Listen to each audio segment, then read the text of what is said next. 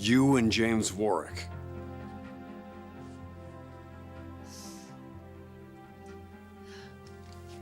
You telling me you two had sex? That's all it was. That's it. It was nothing more. It wasn't making love. There wasn't a relationship. It only happened the one time when we were trapped in that cabin together. And how long ago was that?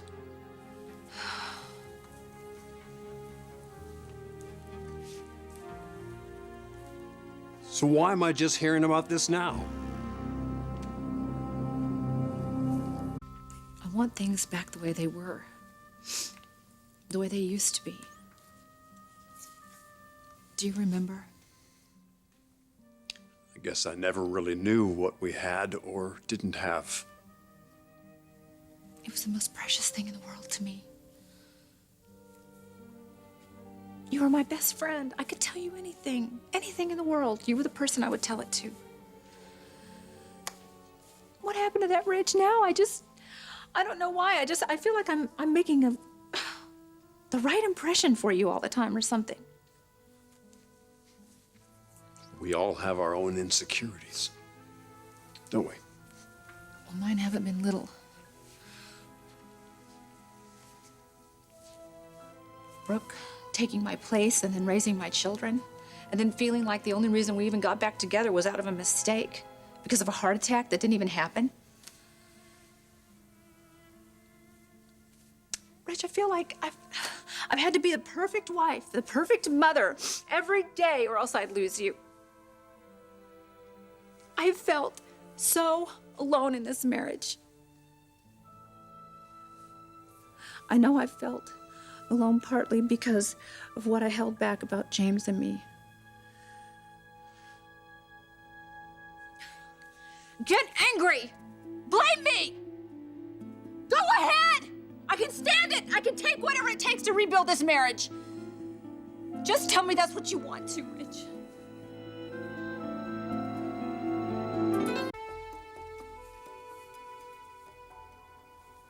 You had feelings for James? No, he was a friend. He was a colleague. He was someone I respected and I looked up to. What happened would have never even happened any other way. Rich, he was so badly injured. You remember that? I mean, he thought he was going to die, and he started telling me things. You can only imagine things that he was dreaming that he would never get to do, and he even told me that he had never been intimate with a woman. I don't know, it was like a dying request or something. I don't know why I said yes. I remember arriving with the rescue team. I remember how mangled his leg was. The whole thing looked so desperate. It was desperate. That's exactly what it was. And yet neither of you gave any indication about this.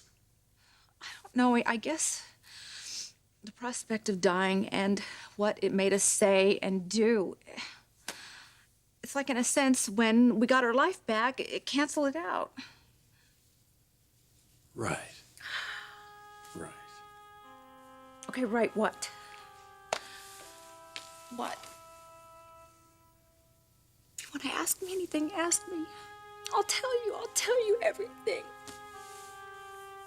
I don't really need to hear any more about James. Okay, then let's just talk. Let's talk about anything. I don't know, maybe there's something you want to talk to me about, something you haven't been able to. Like what, Taylor, huh? Like what? All these stupid things I've done have been right out there in the open. Every major stupid thing you've been a witness to. I don't cut you much slack, do I? All I can do is hope that you'll be more forgiving than I've ever known how to be.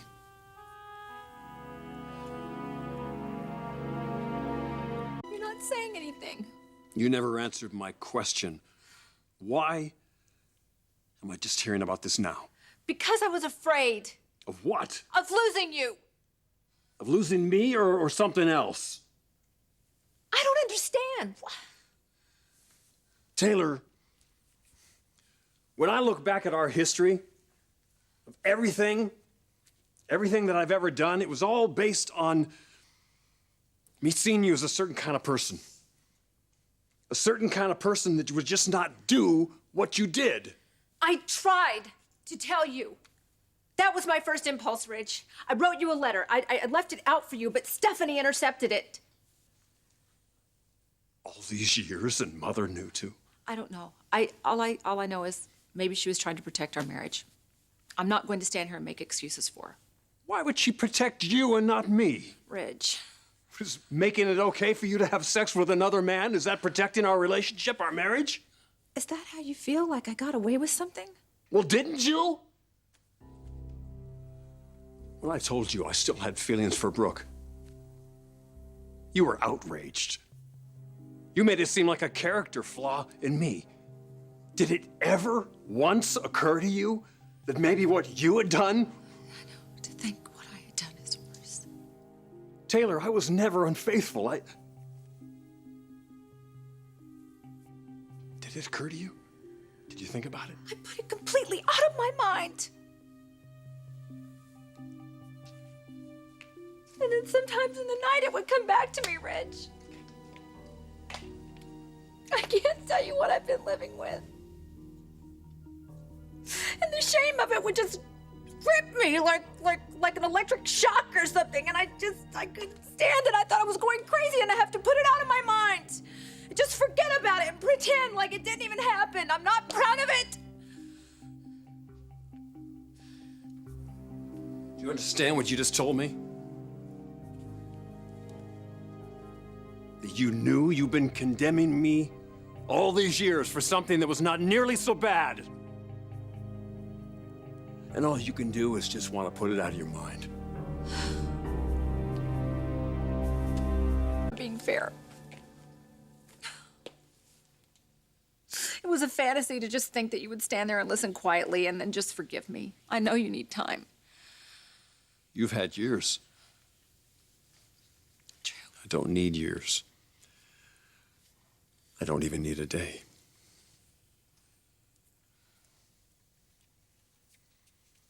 I don't really understand why you let Hector come back up into this room. You told me that would never happen again.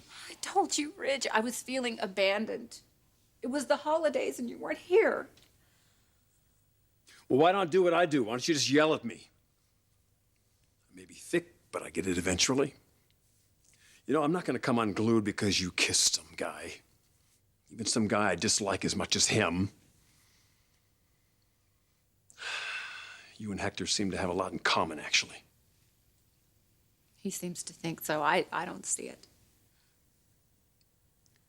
Maybe it's the halo.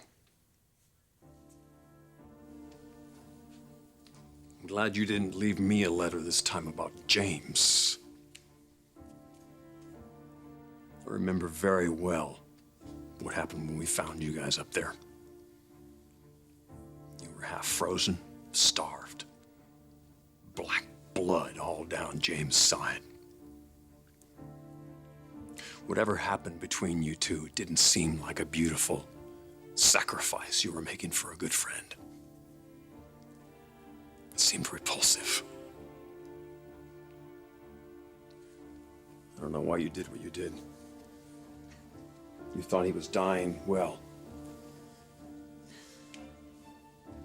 if he was dying, he wasn't going to get to experience a lot of things. That's the definition of dying. But hey, it happened. I wasn't there. So if you want forgiveness for all that, then you got it. Thank you. Thank you. You have no idea how hard it's been holding it in all these years. You think I was going to end our relationship over something like this? I didn't know. All I knew is that I've never been unfaithful to you. I never felt unfaithful about our love. That I never betrayed. Never?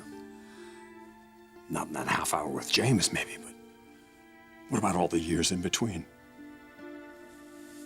I don't understand the question. What about all the hypocrisy? What about Taylor the good? Taylor the virtuous? Holding all of us up to this standard of yours. What about the way you treated me? What about the way you treated Brooke? The years of disdain and condescension. That I don't understand, Taylor. That I can never forgive.